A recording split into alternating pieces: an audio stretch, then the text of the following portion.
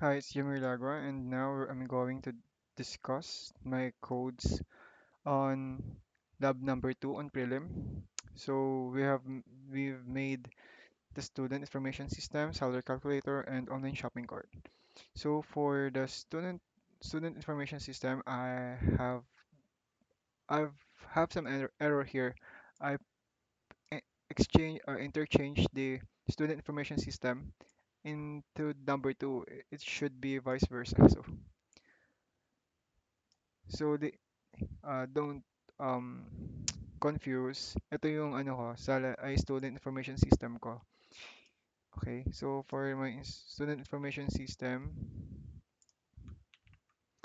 so we've used the input and we have inputted the name of the student, the first and last name, and then the student ID, the section, the grade.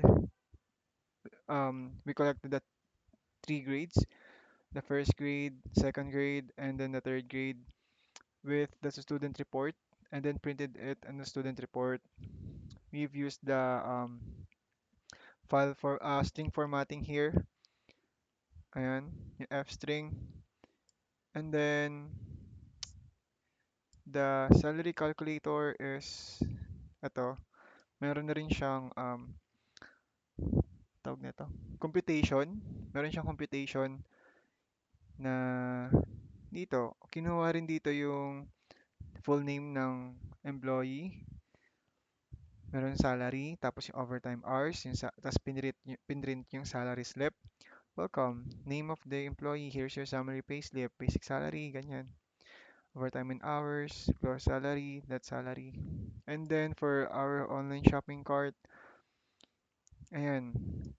Enter na product number 1, enter product number 2, product number 3, tapos quantity kung ilan yung bibilhin, tapos yung unit price kada isa.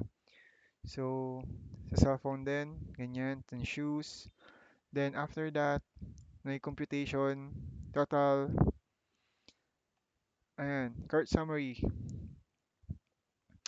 3 apple, then 45 each, 135. Cellphone, 5, 10,950 isa.